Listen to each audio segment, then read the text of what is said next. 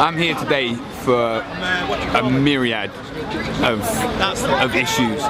The failing of democracy, the infringement of our civil rights, low pay, 0-hour contracts, the guise of austerity, animal rights, invasion of privacy on the internet.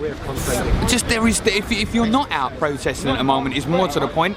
Why are you not out? Because there's so many things that you should be protesting about. It's here to fight the power and return the power back to the people. It's devolved the power that the government have, because we are more powerful together. They can't tell us to take our masks off. It's freedom of expression, freedom of net neutrality, you know, like free Julian Assange just because he leaked some information. On every 5th of November, millions of masked marches take place all over the world to protest against the corrupt government and the media. First, everyone started to gather at Trafalgar Square in London. People are preparing for the night to fall, sharing numbers and giving out leaflets that explain if anyone gets arrested, they can contact this number for free for legal advice. After everyone is at the square, the march starts. First stop is Downing Street, which is the home of the current Prime Minister, David Cameron. But people hate David Cameron, even though he is making promises like David Cameron promises £7.2 billion tax cut to the rich, leaving them £1,900 better off. And David Cameron promises 7-day GP access by 2020. So why do people hate the Prime Minister, who made all these promises to make Britain a better country? Well, there were more than you think, and most of the public watching this documentary would not even know the promises that have been broken by him and his government. Lies. There are lots of them, but here are some of the few that David Cameron himself told the public in order to become Prime Minister. Let me remind the Right Honourable Gentleman of the clear test that he set for the reforms and that he set for the government. He said the test was whether waiting times and waiting lists would come down. Let me now give him the figures. The figures are these. Inpatient waiting times, down.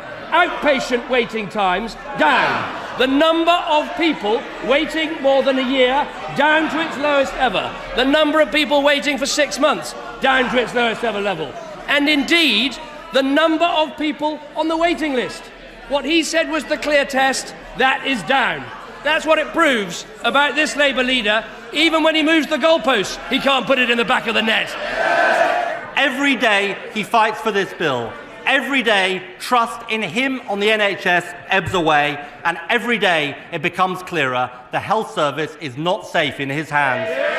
What's your commitment on EMAs? And if you do plan to axe them, what would you do to cover the financial loss that would occur to you? People with very poor background. Very good question. We've looked at educational maintenance allowances, and we haven't announced any plan to get rid of them. They do often, if you go to schools and ask people what they think of them, and ask young people themselves, they get quite a mixed reception actually, because some people can see them as a bit divisive. But no, we don't have any plans to get rid of them. So you're committed? I said we don't have any plans to get rid of them.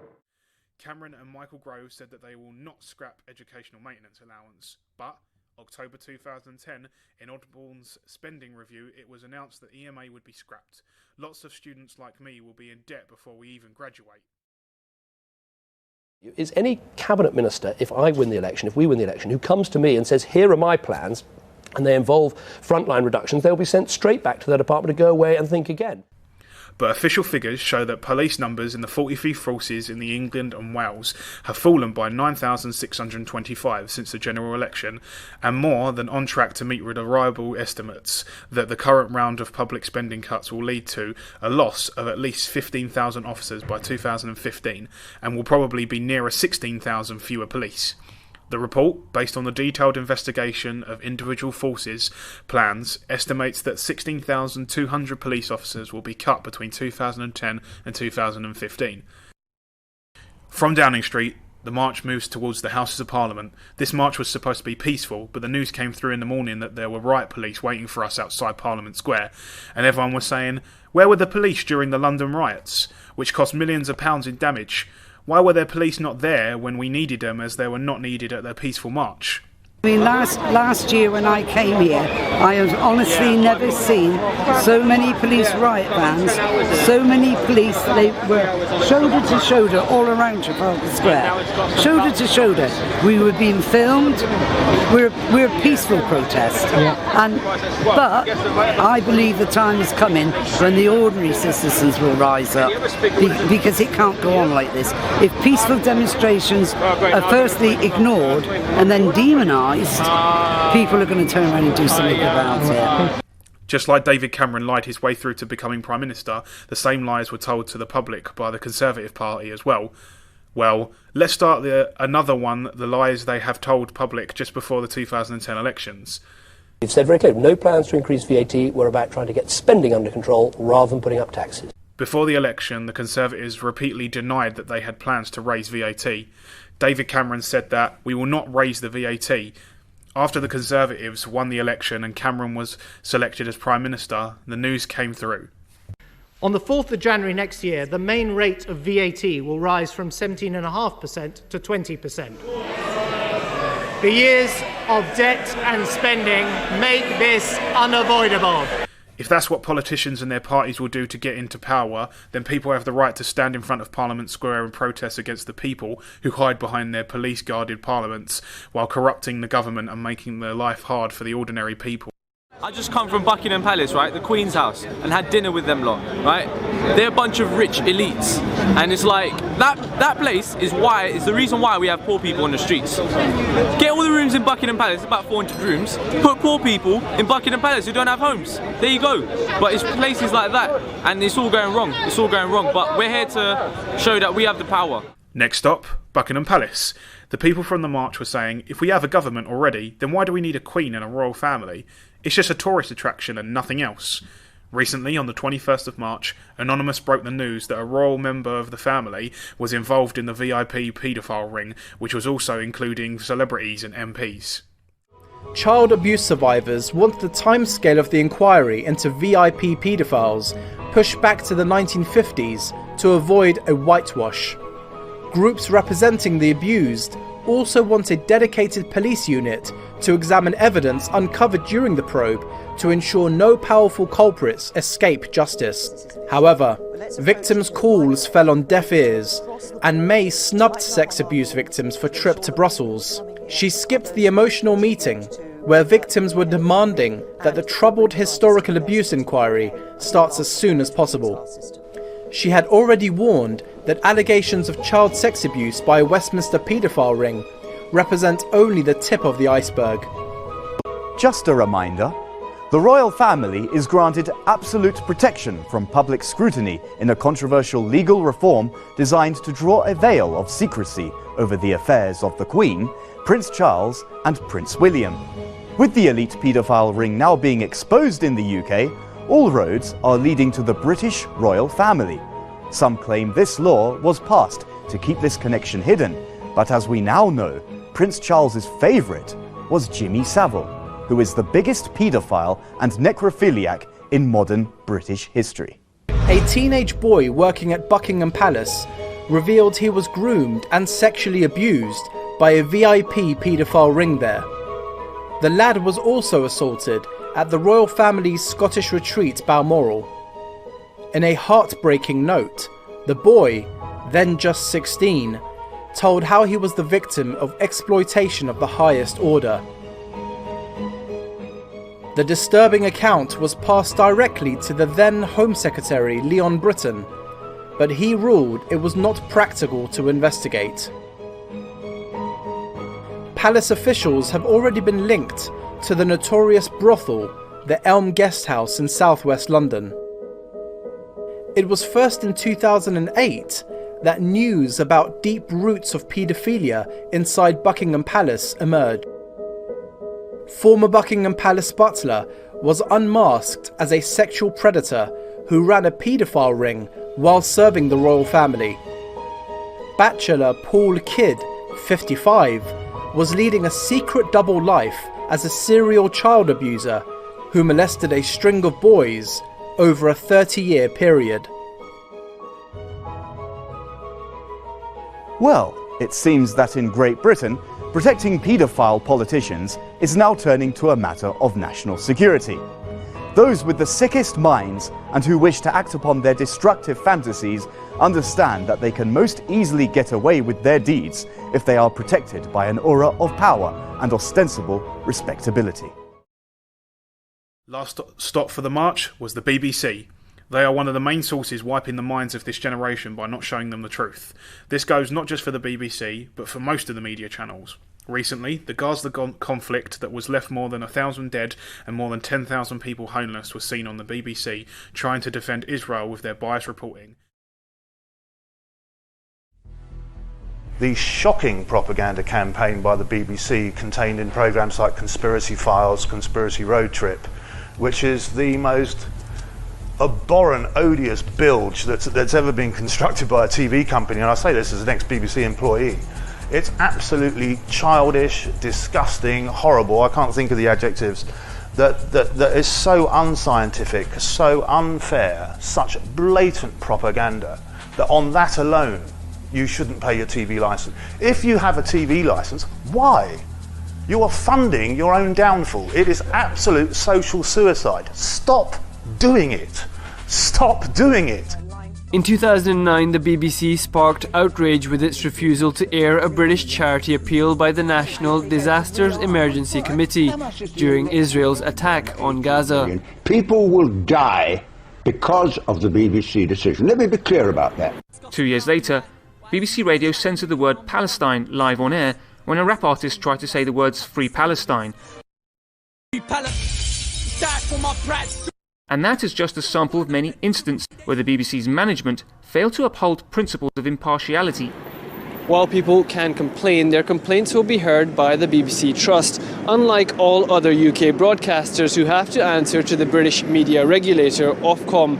And so the British Broadcasting Corporation is funded by the UK taxpayer, but is accountable only to itself. The BBC, which is funded by public opinion, or the public who have that opinion, really ought to wise up, because your role as the wartime propaganda mouthpiece is really infuriating people the length and breadth of this country. Let's get back to the substance. You're going to lose your licence fee over this. Well, you don't have to threaten me. The BBC is not reporting anything that represents the people of this country. Well, I've been thrown out of the BBC and everything just for speaking the truth. The BBC don't like the truth. You're sucking the cock of the establishment, and that is it. I do show it on the TV, and the problem is that you've got a lot of people on peaceful protests, and they will show the small outrages, the outbreaks of violence, which would last 20 to 30 seconds before the police and members of Occupy and Anonymous jump in to break it up. And we're not about violence, we're about peaceful protesting to get our messages across. And what the BBC and the mainstream media would do is take these small snippets of fighting and outrage and blow it out of proportion and say, look, these people are bad people, yeah? So that they're trying to make us fight against ourselves. And really, we should be all listening to one another and make the place a much better place.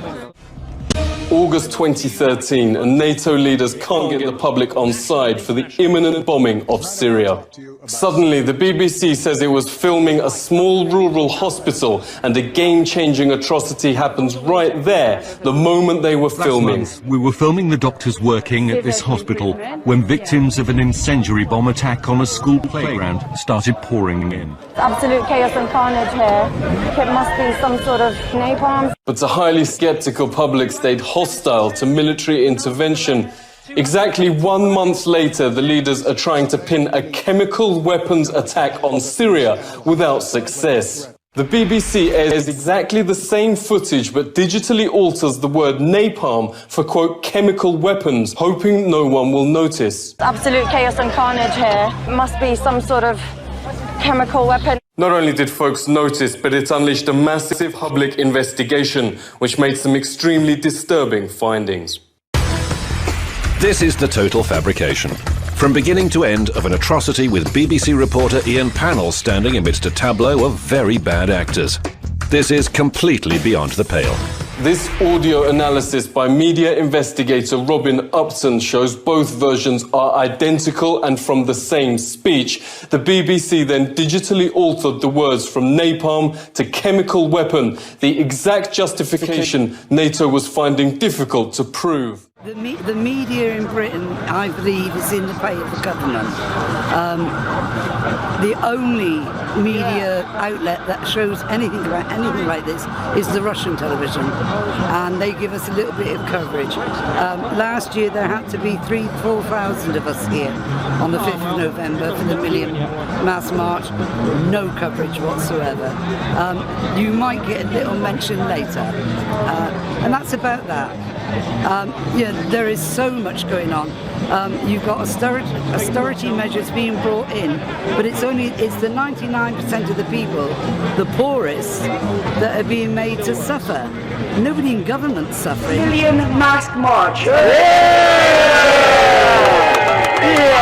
This was a global march of solidarity against political and economic corruption in 477 locations across the world. There were marches in every inhabited continent of the planet. Where were the BBC? And another enormous issue that the BBC has barely covered is the US-EU trade agreement, the TTIP. It's a sort of evil twin of a thing called the Trans-Pacific Partnership that's being negotiated across the world as well. And these are basically agreements that are designed to have secret corporate tribunals make decisions about how our economy works. Any regulation that a government puts in place to give rights to people, to protect the environment, anything that might make the costs that corporations have to cover greater, the corporations under these agreements can sue the governments for billions of dollars. I'd just like to ask the BBC why we would report on the £1.2 billion worth of benefit fraud when we're not actually reporting on the £120 billion worth of tax evasion. The NHS marched. 60,000 people marched. The Tory party conference in Manchester. Where were the BBC? Mainstream media is telling you, like Fox News is telling you, that global warming doesn't exist. We all know global warming exists. So clearly they're working with the mainstream media, BBC, ITV, they're meant to be impartial sort of news websites. But what they're doing is they're giving you an agenda, but less and less people are trusting them. Less and less people are trusting the newspapers. Daily Mail, during World War II, Daily Mail were in favour of Hitler. So as history's gone on, we've learned not to trust these people. The real news is anonymous. The real news is a retweet of stuff like this. That's what the real news is. 400 Palestinians are... An appeal has been filed by the Palestine Solidarity Campaign and Friends of Al-Aqsa to try and get the BBC to explain whether it's justified in referring to Jerusalem as Israeli. In a case that's been ongoing since 2012, campaign groups have complained to the corporation's trust, the Information Commissioner's Office, and had a Freedom of Information request rejected, but they vowed to fight on to prevent further misinformation. Of course, Jerusalem isn't an Israeli city. It's divided at the moment. East Jerusalem is recognised by the United Nations international law as occupied Palestinian territory, and Israeli de facto control is only recognised over West Jerusalem. So for the BBC to refer to Jerusalem in its entirety as an Israeli city is inaccurate journalism, and it's also completely wrong under international law. This controversy is not the first time BBC coverage and the corporation's editorial policy have been challenged by pro-Palestinian organisations. In fact, they've argued that for years the BBC seems intent on aping the official line coming out of Tel Aviv, leaving very little space for the Palestinian narrative. In 2011, producers censored the lyrics to a pro-Palestinian rap, editing out the word Palestine. The BBC, with the largest audience share in the UK and publicly funded, has a remit to remain impartial.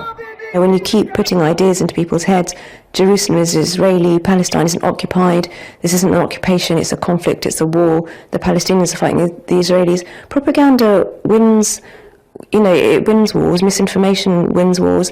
When journalists at the BBC are just spouting Israeli propaganda and refusing to correct it, and the BBC Trust, the highest level you can get to at the BBC, is backing them up, then you know that something is very, very wrong. The editor of BBC News Online. Now, during the assault, the 8-day assault that Israel perpetrated on the Gaza Strip just a few years ago, in which hundreds of Palestinians were losing their lives, Rafi Berg was emailing BBC journalists to give them guidance on maintaining a pro-Israel stance in their reporting, and Electronic Intifada have provided a wonderful report on that that you can read online. Now, the Director of News and Current Affairs of the BBC is a former employee of the Murdoch press. He's a man called James Hardy. While he was editor of the Times, this is his last job as editor of the Times, he outed the identity of an important police blogger called Nightjacker. And it was discovered that he'd found the blogger's identity by hacking his emails. His lawyers then covered up this fact in the subsequent court case. This is the person in charge of hiring the news reporters and shaping the editorial content of BBC coverage on hacking and privacy. He's also on record as being pro-Israel, so you can attest to that fabulously unbiased coverage of Middle East issues that the BBC provides. The thing about Anonymous is we're from the internet. We come from the internet. We know how to use tools and we know how to get information out there. So I was at the Gaza protests. I was at 3 of them, and they exponentially grew each week to 150,000, and you're marching outside the BBC and they didn't want to show anything. They didn't want to show anything at all because they can't show that amount of people out in the streets. Is there going to be press coverage today? Very, very minimal. If we do, it'll probably be from RT or maybe from Al Jazeera. But for me, this is a case of an easy thing for us to do. We have social media. We have hashtags, we have Twitter, we have Facebook. We can take our own media back. We're making our own media. Look, I'm talking to you right now who's making their own media.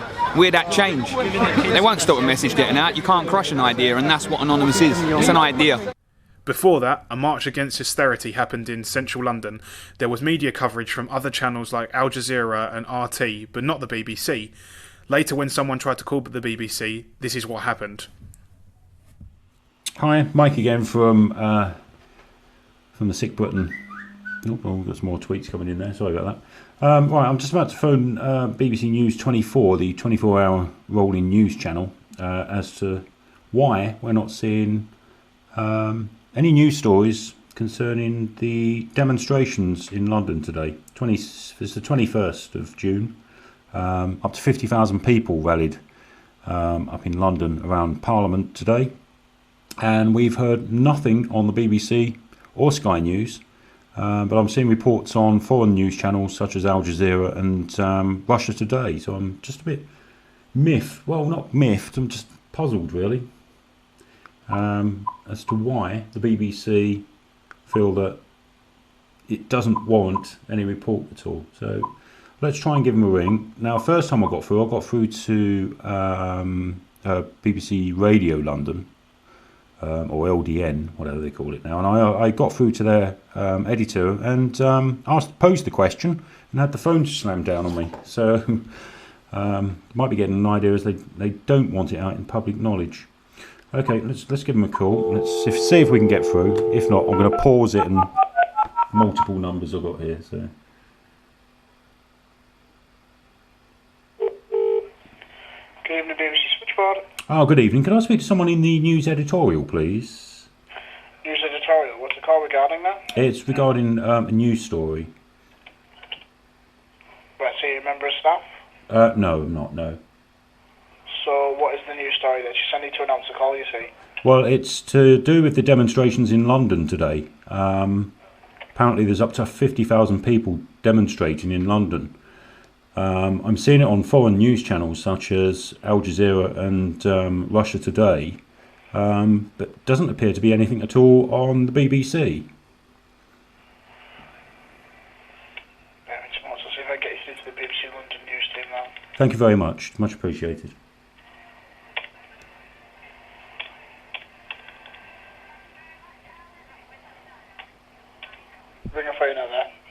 Sorry? It's darling for you. Oh, thank you very much. No problem.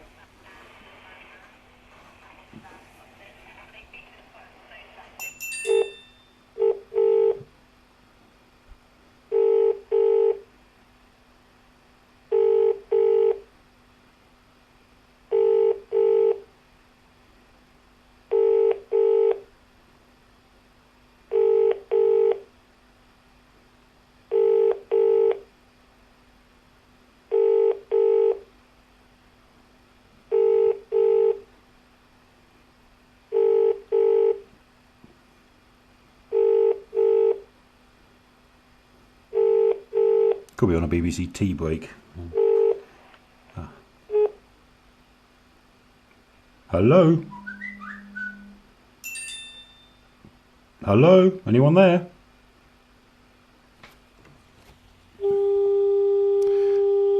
That's exactly what happened to me when I telephoned BBC Radio London. So, they're obviously, the Ministry of Truth doesn't want to report the real truth.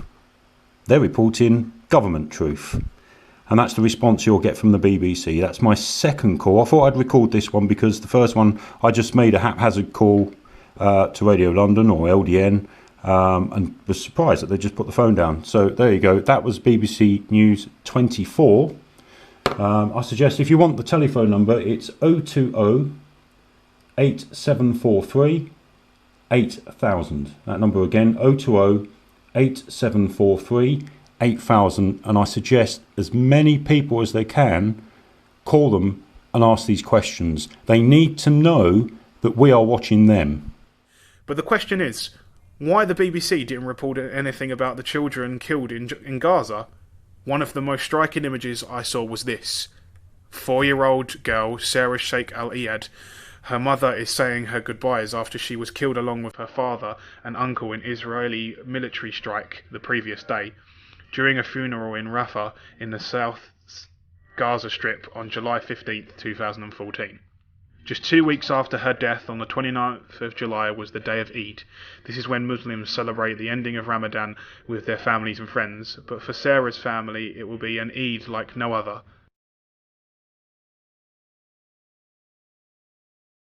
This is my niece. By the time you watch this film, she will be 2. Now, after doing the research for the documentary, I have found out things that I didn't know before. This has made me think is really safe in the world and everything that is happening in my lifetime.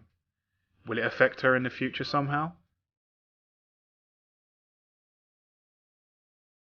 If we need to make futures better for our children, it won't happen by just sitting down and doing nothing. Please share and make your voice heard and let people know that we are 99% and we will not let the 1% of these people control us.